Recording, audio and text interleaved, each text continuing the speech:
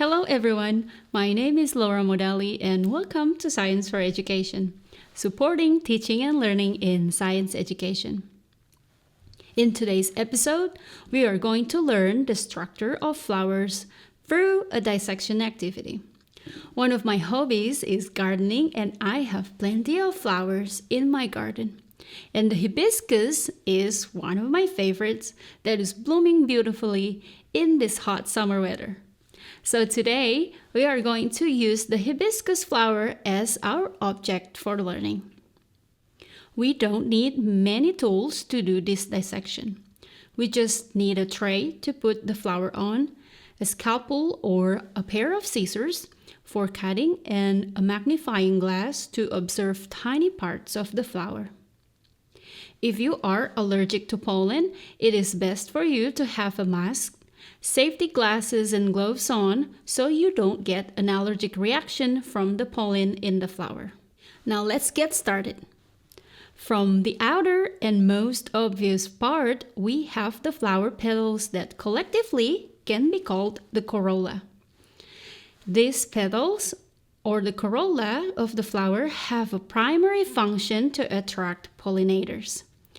Their vibrant colors and attractive patterns help the plant to attract bees, butterflies, or birds to get the pollen, and then also help the plant to reproduce through the pollination process. And the secondary function of petals is to protect the reproductive organs in the center of the flower. We will talk about those organs in just a little bit. So the question here, how about some plants that don't have petals in their flowers, such as corn plants? The answer is the wind or water will help the process of pollination, and the corn husk protects the reproductive organs. The part down here that looks like tiny green leaves is called the sepal, and the larger green part where the flower is attached is called the receptacle. The sepal and the receptacle help with the photosynthetic process in the plant as well as the leaves. Some plants have bigger and more showy sepals than our hibiscus here, and on some plants their petals and sepals look the same, therefore they appear like they have no sepals. Here we have the stem that supports the flower and the leaves that help with the process of photosynthesis. Over here, this area is called the stamen that functions as the male reproductive system where the pollen is produced. The yellow powder is the pollen grains and they are attached to the anther and supported by the filament. As you can see in our sample, there are plenty of filaments.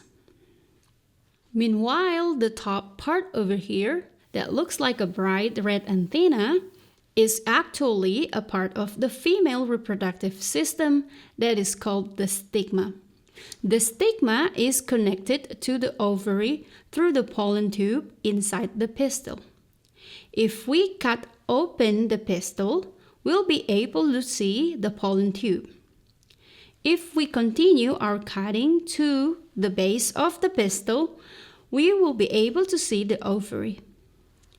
Inside this ovary, there is something called the ovule, where the female reproductive cell or ovum exists and is waiting to be fertilized. Usually in one flower, there are several ovules. This is what makes plants so fascinating because, like our sample here, hibiscus has both male and female reproductive systems. The hibiscus beautiful flower attracts pollinators such as bees, butterflies, and birds, and the pollinators will come for the pollen, and then therefore they will carry and transfer some of the pollen to the stigma. Once the pollen enters the stigma, it will travel to the ovary where the fertilization will happen. After fertilization happens, the ovum will develop into fruit that contains seeds that can grow into new plants when they are matured. This is the end of our learning for today, and I hope you enjoyed learning the structure of the hibiscus plant and its reproductive system. I will see you next time.